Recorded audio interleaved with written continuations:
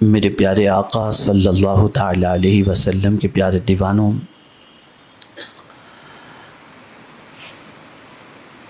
جو کچھ بھی اس وقت معاشرے کی سچویشن ہے،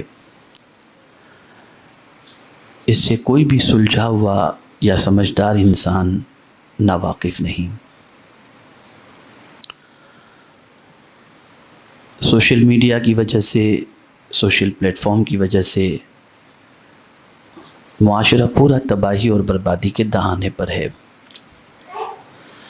کوئی باپ ایسا نہیں ملے گا جس کا بیٹا جوانی کی دہلیز پر قدم رکھے اور باپ کی فکر میں اضافہ نہ ہوتا ہو کہ پتہ نہیں میرے بیٹے کا قدم سیدھے راستے پر ہوگا یا پھسل جائے گا۔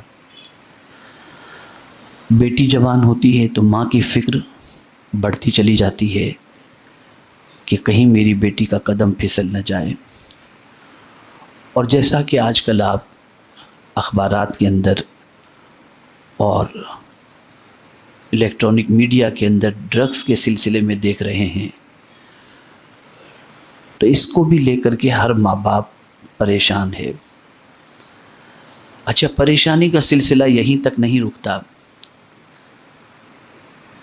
کوئی دوسری پریشانی، کاروباری پریشانی، معاشی پریشانی، بیماری کی پریشانی اسے لے کر الجھا ہوا ہے، تو کبھی کوئی قبر کے سلسلے میں سوچ کر پریشان ہوتا ہے کہ پتہ نہیں مرنے کے بعد قبر میں کیڑے مکوڑے کھا جائیں گے، کیا حالت ہوگی۔ اور وہاں تک تو کم ہی سوچتے ہیں کہ آخرت میں کیا ہوگا، جب تانبے کی زمین ہوگی، سورج سوا نیزے پر ہوگا، ایک ایک پل کا حساب دینا ہوگا، تو اس وقت کیا ہوگا۔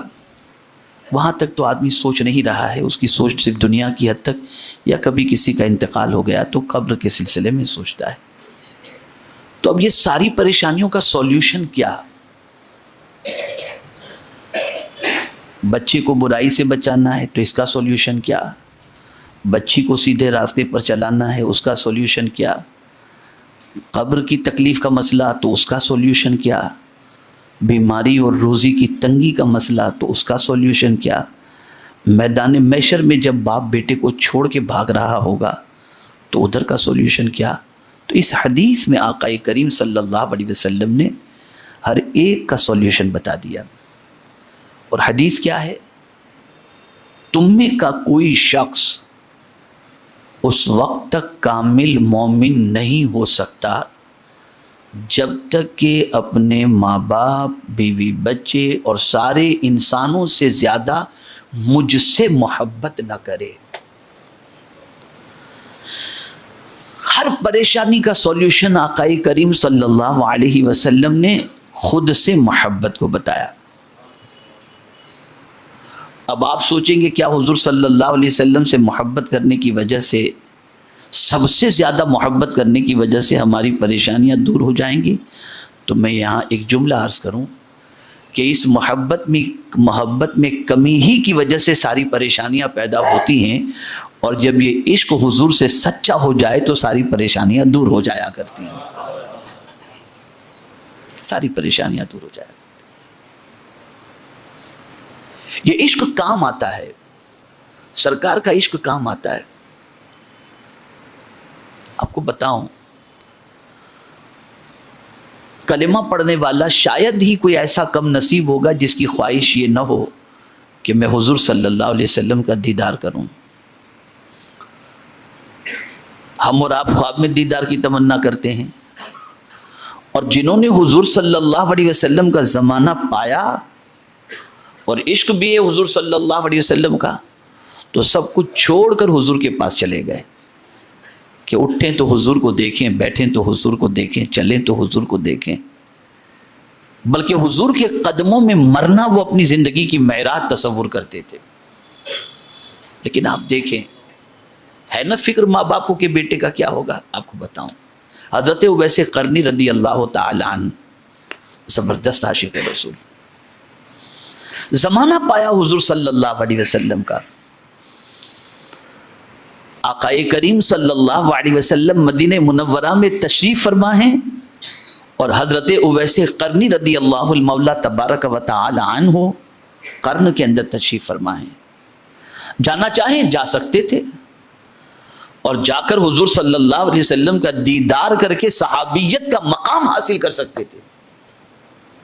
لیکن ہوا یوں کہ ایک ضعیفہ ماں گھر کے اندر تھی اور اس کی دیکھ بھال کرنے والا کوئی نہیں تھا.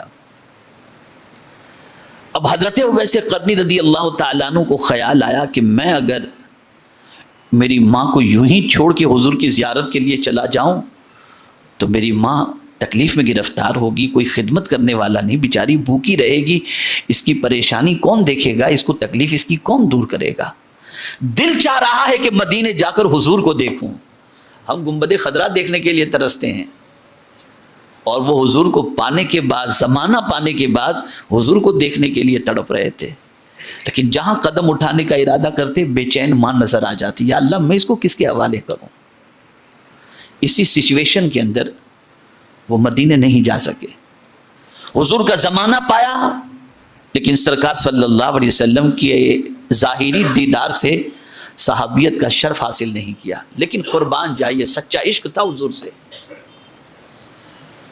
تو حضور نے فاروق اعظم اور مولا علی رضی اللہ تعالیٰ عنہما کو اپنا جبہ دیا اور ارشاد فرمایا تم دونوں قرن جاؤ، وہاں میرا ایک عاشق اویس رہتا ہے،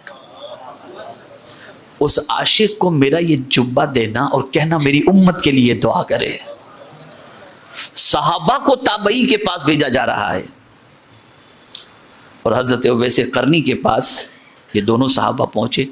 مجھے یاد نہیں آ رہا اور میرے ناقص مطالعے کے اندر ایسی کوئی روایت نہیں گزری ہے کہ حضور نے اپنے صحابہ سے فرمایا ہو کہ میری امت کے لیے دعا کرو.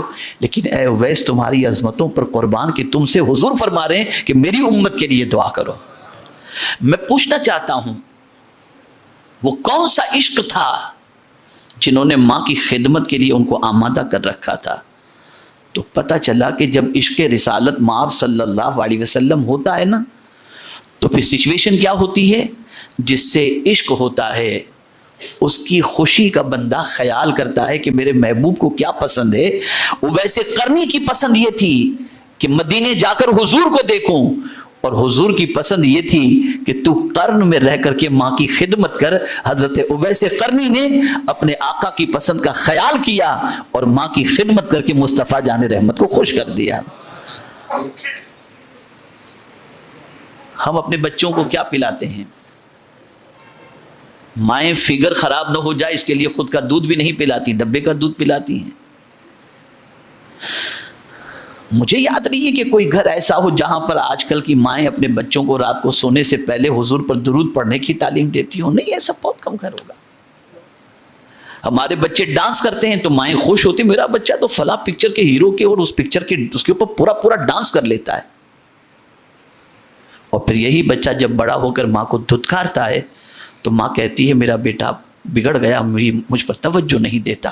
تو آپ اگر یہ چاہتے ہیں کہ بچے کے قدم سیدھے راستے پر رہیں، اسے کسی کا عاشق نہ بناؤ، اسے مصطفیٰ پیارے کا عاشق بنا دو، حضور کا عاشق بنا دو. اور یہی کیا صحابہ نے. ایک صحابیہ تھیں، انہوں نے اپنے بچے سے کہا کہ بیٹے حضور کا ذکر کیا کر، سرکار صلی اللہ علیہ وسلم کو یاد کیا کر. بچے کے دل میں بات بیٹھ گئی. تو اس پرانے زمانے کے اندر جو گھر ہوتے تھے، گھر کے باہر جو ہے وہ اوٹا بنا ہوتا تھا، اوٹے کے نیچے پھر سیڑھیاں ہوتی تھی، اس طریقے کے گھر ہوتے تھے. بچہ اوٹے پر بیٹھ گیا اور حضور کا ذکر کر رہا تھا. ایک سرکار سے نفرت کرنے والا گستاخ وہاں سے گزرا.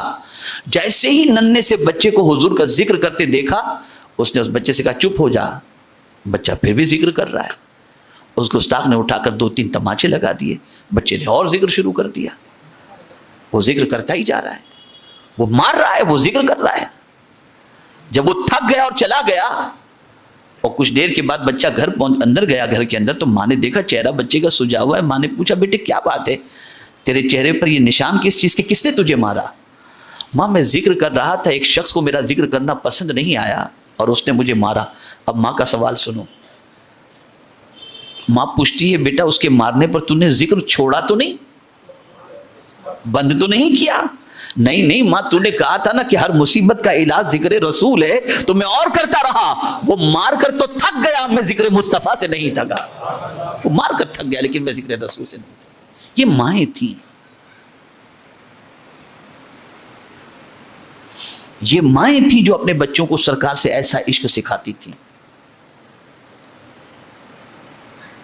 آپ ذرا اور آگے بڑھ کر دیکھیں, فاروق اعظم جیسا شخص جن کی نیکیاں آسمان کے تاروں کے برابر, جن کے بارے میں حضور صلی اللہ علیہ وسلم فرماتے میرے بعد کوئی نبی ہونا ممکن ہوتا تو عمر فاروق ہوتے. ان سے سرکار پوچھتے ہیں عمر تم مجھ سے کتنی محبت کرتے ہو؟ عرض کرتے ہیں اپنی جان کو چھوڑ کر ہر چیز سے زیادہ آپ سے محبت کرتا ہوں. سرکار فرماتے ہیں عمر ابھی تمہارا ایمان مکمل نہیں ہوا. جب تک کہ مجھ سے اپنی جان سے زیادہ محبت نہ کرو تمہارا ایمان مکمل نہیں. گردن جھکائی, اٹھائی, کہا حضور آج سے اپنی جان سے بھی زیادہ میں آپ سے محبت کرتا ہوں. سرکار نے فرمایا الان تمل ایمان, اب تمہارا ایمان مکمل ہو گیا. یہ عشق سکھاؤ. ہر دور کا سولیوشن, ہر پریشانی کا سولیوشن, ہر مصیبت کا سولیوشن, ہر تکلیف کا سولیوشن, زمین کے اوپر کا, زمین کے اندر کا, میدان محشر کا, سب کا سولیوشن حضور کا عشق ہے. اگر سچا عشق حضور صلی اللہ علیہ وسلم سے پیدا ہو گیا تو انشاءاللہ ساری پریشانیاں دور ہو جائیں گی. انشاءاللہ اس موضوع کو آئندہ جمعہ کو بھی میں کنٹینیوز کرنے کی کوشش کروں گا, لیکن میں آپ کو بتاتا ہوں حضور کا عشق پلاؤ, حضور صلی اللہ علیہ وسلم سے عشق کرو, اتنا عشق کرو کہ کسی کی محبت حضور سے کی محبت سے بڑھ کر کے دل میں رہی نہیں, چاہے وہ باپ ہو, چاہے ماں ہو, چاہے انسان ہو, چاہے اولاد ہو, چاہے کوئی بھی ہو. اس لیے کہ حضور صلی اللہ علیہ وسلم سے سب سے زیادہ جب تک کہ محبت نہیں کرو گے ایمان مکمل نہیں ہو سکتا. تو اس چیز کا خاص طور پر خیال رکھیں. اللہ مجھے آپ کو سب کو توفیق